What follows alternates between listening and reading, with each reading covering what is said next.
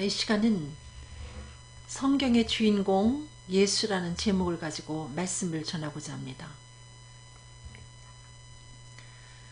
성경이 어떤 책인지는 우리가 잘 알고 있습니다. 성령의 감동하심으로 되어진 책입니다.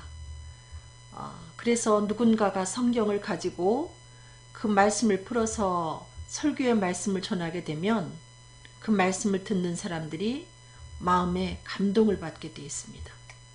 내가 어찌할까 하면서 회개하는 역사도 이루어지고 또 그 속에서 자신의 놀라운 변화를 경험하기도 합니다.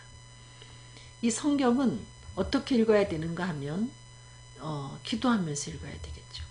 이 다른 책과 달리 성령의 감동하심으로 쓰여진 책이기 때문에 성령님이 조명해 주실 때 비로소 올바른 뜻을 알 수가 있습니다.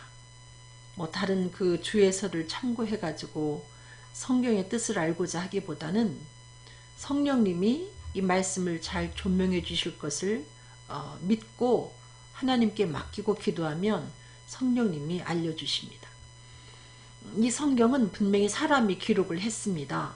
그러나 아무나 성경을 다 이렇게 기록할 수 있는 기자의 자격이 있어서 성경을 기록한 것이 아니고 성령의 감동하심을 입은 사람들이 하나님께서 받아 기록했기 때문에 분명히 기자는 사람입니다마는 하나님께 받아 기록했기 때문에 이 성경은 하나님의 말씀입니다. 그러므로 이 말씀 속에는 놀라운 그 보화가 감춰 있습니다. 저는 이 성경의 그 별명을 보물섬이다 이렇게 지었습니다. 여러분 성경을 읽을 때 우리가 어떻게 읽는가? 이것은 그냥 2000년 전에 예수님이 그 제자들한테 하신 말씀이야 이렇게 받아들여서는 안 된다는 것입니다. 이 성경은 우리가 그 말씀을 받아들일 때 이 사람의 말로 받지 않고 하나님의 말씀으로 받되 바로 지금 나에게 주님이 주시는 말씀으로 받아들여야 된다는 것입니다. 문자 메시지로 말하면 한 1년 전에 보낸 문자가 아니고 바로 지금 이 시간에 방금 날라온 문자처럼 지금 이 시간 나에게 하나님이 성경을 통해서 말씀을 주시네 하고 받아들일 때에 그 말씀이 믿는 우리 속의 역사에서 놀라운 열매를 맺게 한다는 것입니다. 실제로 예수님은 어제나 오늘이나 영원토록 변함이 없으십니다. 동일하신 그분은 2000년 전에만 그와 같은 기적을 행하신 것이 아니라 누군가가 이 말씀을 보고 하나님이 나에게 오늘 주시는 말씀이다 하고 믿고 받아들일 때에 그 사람 속에 그 놀라운 기적을 옛날처럼 2000년 전처럼 동일하게 행하신다는 것입니다. 그러면 성경은 여러분 우리들에게 이 귀한 책이라고 하고 성령의 감동하심으로 쓰여진 다른 책과 분명히 구별되는 귀한 책인데 이 책이 우리들에게 주는 것이 뭘까? 여러 가지 주지만은 이 성경은 우리를 구원에 이르게 합니다. 이 구원이란 얘기는 영생을 준다는 것입니다. 만약에 어떤 그 피아노를 잘 연주하는 사람이 세계적인 그 피아니스트가 아름다운 곡을 연주하면 우리가 그 곡을 듣고 마음에 감동을 받습니다. 그래서 잠을 못 이뤘다 밤새 너무나 그 충격이 심해서 그렇게 표현하는 사람도 있습니다. 그러나 그 음악가가 연주하는 그 음악을 듣고 영생을 얻었다 이렇게 말하는 사람은 없습니다. 또 누군가가 기록한 책이 어떤 사람에게 큰 감명을 주고 그 사람 삶 속에 변화를 주지만은 그 유명한 그 작가의 베스트셀러라 해도 그것이 그 사람에게 영생을 주지는 못합니다. 그러나 이 책은 살아계신 하나님의 감동으로 쓰여진 책인데 이 책은 다른 책과 달리 인간에게 영생을 준다는 것입니다. 이 성경은 우리들에게 영생을 주는데 영생을 주고 그러면 우리가 성경을 통해서 영생을 얻고 난 다음에는 나는 이제 영생을 얻었으니까 성경을 안 읽을래 이렇게 해서는 안 되는 것입니다. 이유는 이 말씀은 살았고 운동력이 있어서 좌우에 날선 어떤 검보다도 예리해서 우리의 혼과 영과 관절과 골수를 찔러 쪼갭니다. 우리가 예수를 영접했다고 해서 구원받은 하나님의 자녀가 되었다고 해서 우리가 온전히 강건한 것은 아닙니다. 예수 없는 문화 속에서 살면서 우리가 정수리부터 발끝까지 병들어 있었기 때문에 우리는 이 말씀을 통해서 하나님의 자녀가 된 후에 이 말씀을 통해서 교육도 받아야 되고 치료도 받아야 된다는 것입니다. 말씀이 우리를 의원이 돼서 치료도 하고 또 이 말씀이 우리를 교육하고 교훈하고 책망하고 바르게 해서 하나님의 온전한 사람이 되게 하기 때문에 예수를 영접한 다음에도 다시 말하면 구원받은 다음에도 성경은 늘 가까이 두고 읽어야 되는 책이라는 것입니다. 그래서 욥 같은 경우는 내가 일정한 음식보다 주의 말씀을 귀히 여겼다. 그 아이들 성장기에 있는 아이들에게 우리가 꼭 밥을 꼬박꼬박 먹이는 이유는 또 그 성장기에 영양이 부족해서 발육에 문제가 생길 수도 있기 때문에 하나님의 사람도 마찬가지입니다. 욥처럼 일정한 음식보다 그 말씀을 귀히 여겨서 섭취하지 아니하면 하나님의 사람이 제대로 성장하지 못합니다. 건강한 그리스도인이 되지 못합니다. 하나님이 귀하게 사용할 수 있는 강건한 하나님의 사람다운 사람이 될 수 없습니다. 신명기에는 만약에 너희가 왕위에 오르거든 이 율법서를 등사해서 제사장 옆에 있던 그 율법서를 등사해서 옆에 두고 읽어라. 읽어서 여호와 경외하기를 배우라. 이렇게 말합니다. 그리할 때 교만하지 아니하고 좌우로 치우치지 아니하고 왕위에 있는 날이 장구하리라. 이와 같이 말씀합니다. 그래서 이와 같이 이 성경은 왕같은 제사장 된 구원받은 하나님의 자녀는 왕같은 제사장이거든요. 그래서 우리들에게는 꼭 옆에 두고 읽어야 되는 그와 같은 책입니다. 그럴 때 우리가 교만하지 아니하고 또 좌우로 치우치지 않습니다. 여러분 좌우로 치우친다는 것은 문제가 있는 것입니다. 뭐 극좌다 극우다 둘 다 문제입니다. 그것은 자랑할 만한 게 아니라는 거죠. 나는 극우파야 나는 극좌파야 결코 자랑할 만한 게 아니라는 거죠. 그러면 여러분 성경을 우리들에게 왜 주셨을까요? 성경을 주신 목적이 예수가 하나님의 아들 그리스도의 심을 믿어서 영생을 얻게 하려고 주신 책입니다. 이 성경은. 근데 성경을 내가 메독을 했다. 성경을 열심히 성경 가지고 성경 공부를 했다. 하는데도 아직도 예수가 하나님의 아들 그리스도인 것을 그 사람이 믿지 못해서 영생을 얻지 못했다면 그는 성경의 진정한 가치를 아직 발견하지 못한 사람입니다. 이 성경 주신 목적이 예수가 하나님의 아들이라는 것을 우리로 하여금 믿고 영생을 얻게 하려고 주셨기 때문에 우리가 성경을 가지고 누군가에게 말씀을 전할 때 중요한 것은 성경의 주인공 예수를 빼놓지 말아야 된다는 거죠. 아무리 그 책을 뒤져서 멋진 설교를 준비해서 말씀을 전했다 할지라도 그 설교 중에 예수가 빠졌다면 여러분 드라마 속에 주인공이 빠지는 경우는 없습니다.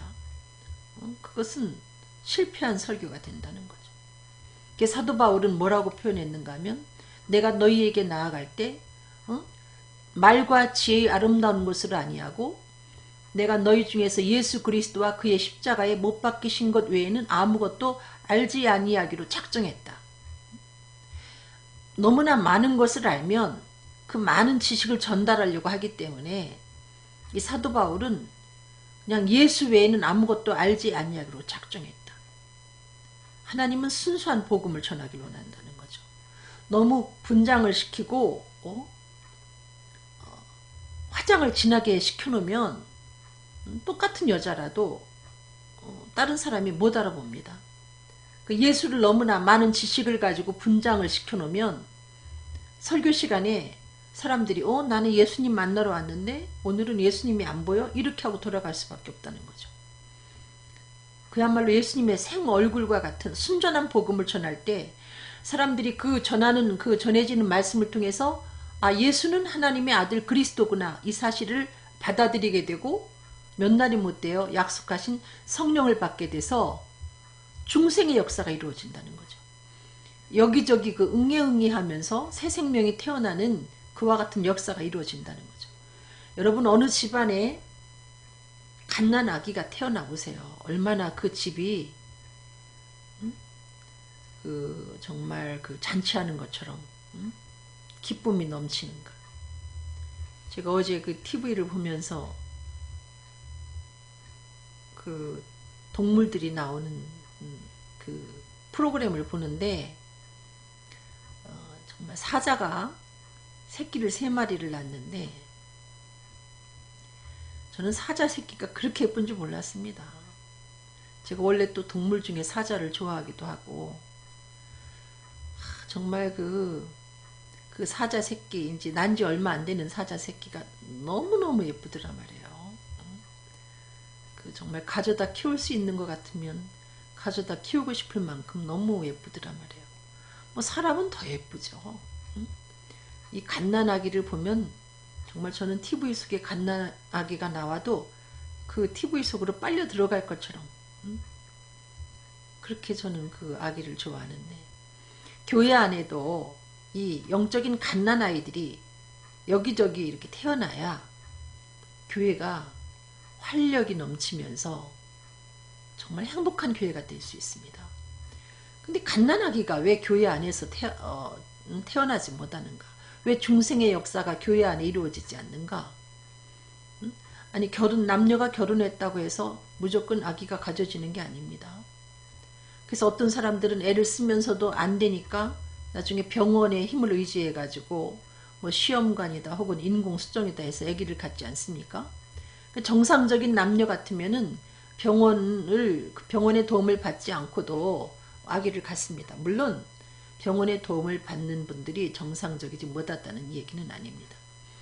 근데 이 교회 안에서 여기저기 응애응애 하면서 중생의 역사가 이루어져야 되는데 그와 같은 역사가 이루어지지 않는 것은 예수를 그리스도라 전하지 않기 때문에, 믿음은 주님의 말씀을 들음으로 생기는 것이고, 여러분 사람이 거듭나는 것은 물과 성령으로 거듭나는 건데 이 물은 말씀을 의미합니다. 말씀을 통해서 예수가 하나님의 아들 그리스도인 것을 들을 때 사람들이 그것을 듣고 믿게 되고, 믿었을 때 약속의 성령이 인쳐지는 역사가 이루어지거든요. 그래서 우리는 설교할 때 주의할 것은 예수가 그리스도라는 그 사실을 빠짐없이 설교 때마다 전해야 된다는 거죠.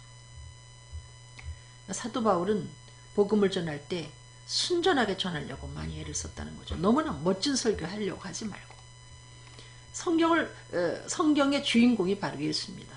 오늘 그 말씀의 제목이 성경의 주인공 예수에 대해서 얘기를 하고 있는데, 너희가 성경에서 영생을 얻는 줄 생각하고 성경을 상고하거니와 이 성경이 곧 내게 되어 증가하는 것이라. 예수님이 말씀하신 거예요. 성경의 주인공은 나야. 예수님 그러십니다. 나 빼놓지 말고 설교해, 이 얘기입니다.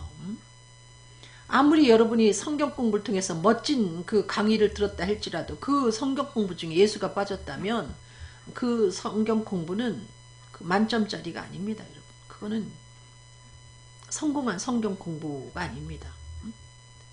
그래서 저는 한국에도 어떤 목사님 설교를 들을 때 이사야서를 가지고 말씀을 전하는데도 기가 막히게 거기서 예수님을 모셔와서 전하더란 말이에요. 이유는 신구약 성경 전체가 예수를 하나님의 아들 그리스도라 증거하기 위해서 기록된 거기 때문에, 성경의 주인공이 예수이기 때문에 어떤 본문을 가지고 말씀을 전하든지 예수가 빠지면 안 된다는 거죠. 그 구약은 예수 오실 것이다 이 얘기입니다. 그렇지만 예수라는 단어가 구약 속에 나타나 있지 않습니다. 숨은 그림처럼 숨어 있습니다. 어떤 사건 속에 혹은 어떤 인물 속에 어떤 그 예언의 말씀 속에 예수님이 숨은 그림처럼 숨어 있기 때문에 예수라는 단어를 찾지 못하기 때문에 우리가 예수를 증거하지 않는가 생각하지만은 구약은 오실 예수, 구원자로 오실 예수를 증거하고 있고 신약은 다시 오실 예수를 증거하고 있습니다. 중요한 것은 성경의 주인공을 빼놓지 말자 이거예요. 구역 예배를 인도할 때도 성경의 주인공 예수를 빼놓지 말아야 되고, 예를 들어서 뭐 어떤 그 극장식당, 지금은 저는 극장식당을 가본 적이 없지만은 어떤 유명한 업소에 예를 들면 뭐 극장식당, 글쎄 저는 그런 데 나가서 밥을 먹어보자 잘 모르지만은, 그래서 뭐 예를 들면 유명한 배우가 온다고 해서 사람들이 그냥 돈도 없는데 비싼 돈을 주고 거기에 참석했습니다. 근데 유명한 아주 그야말로 인기 스타인 그 배우는 소개해주지 않고 이름도 듣도 보지 못한 무명 가수 무명 연예인들만 계속해서 나온다고 하면 거기 참석했던 사람들이 얼마나 배신감을 느끼겠습니까? 교회 나오는 교인들은 사실은 예수님 소리 들으려고 예수님의 음성을 듣고 예수님을 뵙기 위해서 나오는데 설교의 어떤 본문을 정해놓고 예수는 빼놓고 동네 이장도 소개하고 면석이 혹은 무슨 의원 다 소개하고 예수를 빼놓는다면 얼마나 그 참석한 교인들이 실망하고 돌아가겠습니까? 사도 바울은 사도행전 28장 23절에 저희가 일자를 정하고 그의 우거하는 집에 많이 오니 바울이 아침부터 저녁까지 강론하여 하나님 나라를 증거하고 모세의 율법과 선지자의 일을 가지고 예수의 일로 권하더라. 사도 바울은 모세의 율법, 모세오경을 가지고 복음을 전하든지 혹은 선지서를 가지고 복음을 전하든지 그 속에서 예수를 꺼내서 복음을 전했다는 거죠. 훌륭한 명설교가는 예수를 빼놓지 않고 설교하는 사람이에요. 대한민국에도 그와 같은 목사님들이 계십니다. 정말 존경하죠. 여러분 성경 속의 약속은 어느 정도 성취될까요? 성경에 여러 가지 약속이 있지 않습니까? 이렇게 하면 이렇게 되리라. 마태복음 5장 18절에 보니까 천지가 없어지기 전에 율법의 1.1획이라도 반드시 없어지지 않냐고 다 이루어진다. 다 이루어진다는 거죠. 신약에 예수님이 승천하시면서 하늘로 올라갈 때 사람들이 그걸 쳐다봤습니다. 그동안 평소에 보지 못한 그와 같은 상황이기 때문에 그때 천사가 나타나서 뭘 보느냐, 너희 가운데서 올리우신 그 예수는 너희가 본 그대로 다시 오시리라. 그게 바로 신약이에요. 다시 오실 예수, 그게 바로 신약입니다. 근데 아직 신약은 이루어지지 않았습니다. 다시 오신다는 예수님은 아직 안 오셨습니다. 근데 성경은 100% 이루어집니다. 오시리라 했던 예수님이 성경대로 오신 것처럼 다시 오시리라 말씀하신 그 분은 때가 되면 다시 오십니다. 그때 땅의 모든 족속들이 통곡하게 된다. 예수님이 구름 타고 오는 것을 보고. 통곡하는 사람은 누구냐? 예수를 왕으로 인정하지 않은 사람입니다. 예수를 신으로 인정하지 않은 사람입니다. 그러나 예수님은 오십니다. 그때는 늦습니다. 그때는 돌이켜서 예수를 그리스도로 믿을 기회가 없습니다. 성경이 왜 이와 같이 다 100% 이루어지는가? 이유는 이것은 전능하신 하나님이 썼고 또 편집도 하나님이 했기 때문에 이 성경이 1년 동안 혹은 2년 동안 해서 이루어진 게 아니거든요. 여러분이 아시다시피 66권의 책이 1600여 년에 걸쳐서 여러 가지 언어로 또 한 40여 명의 기자에 의해서 기록이 됐기 때문에 편집 과정도 중요하지 않습니까? 근데 편집을 하신 분이 바로 하나님이기 때문에 성경은 정확무하다는 거죠. 여호와의 책을 자세히 읽어보라. 이것들이 하나도 빠진 것이 없고 하나도 그 짝이 없는 것이 없으리니 이는 여호와의 입이 이를 명하셨고 하나님이 저자이시고 편집하신 분도 성령님이라는 거죠. 성경의 여러 가지 말씀 중에 우리들에게 하시는 말씀이 무언가 그 중에 준비하라는 거예요. 다시 오신다는 그 예수님에 대한 신약에 대해서 우리들에게 말씀하고 있습니다. 너희가 생각지 않을 때 내가 갈 것이다. 그러므로 준비하고 있어라. 그리고 너희 인생이 뭐냐? 너희는 잠깐 보이다가 없어지는 한계다. 여러분, 예수는 믿기 싫어도 믿어야 됩니다. 그리고 우리가 복음을 전할 때 성경을 가지고 누구에게 말씀을 전할 때 성경의 주인공 되시는 예수를 빼놓는 것은 정말 성경의 주인공 되시는 예수님을 아주 섭섭게 해드리는 것이고 그 속에는 생명의 역사가 없습니다. 성령 충만한 역사가 없습니다. 말씀을 전할 때 우리가 두렵고 떨림으로 주의해서 전해야 될 사항이 바로 혹시나 내가 너무나 멋진 설교 하려고 하다가 예수님을 빼놓지 아니할까. 이것만 주의한다면 그 설교는 성공적인 설교라고 할 수 있겠습니다. 다 같이 기도하겠습니다. 사랑이 많으신 아버지, 성경의 주인공이 예수님인데도 불구하고 우리가 성경을 가지고 말씀을 전한다고 하면서 주인공 대신 예수님을 빼놓을 때가 많이 있습니다. 사람이 구원받는 것은 예수를 하나님의 아들 그리스도로 믿을 때 구원받는 것인데, 우리가 이 사실을 빼놓고 전하면 어떻게 우리가 전한 말씀을 통해서 구원을 받겠습니까? 우리가 전한 그 말씀을 통해서 그들이 예수를 마음속으로 받아들이고 몇 날이 못 되어 주신다는 성령의 역사로 물과 성령으로 거듭나는 것을 경험할 때에 중생의 역사가 이루어지고 하나님의 나라가 확장되는 줄로 믿사오니, 저희들 성경의 주인공 되시는 예수를 빼놓지 말고 복음을 전할 수 있도록 인도하여 주시옵소서. 감사하며 예수 그리스도 이름으로 기도드렸습니다. 감사합니다, 여러분.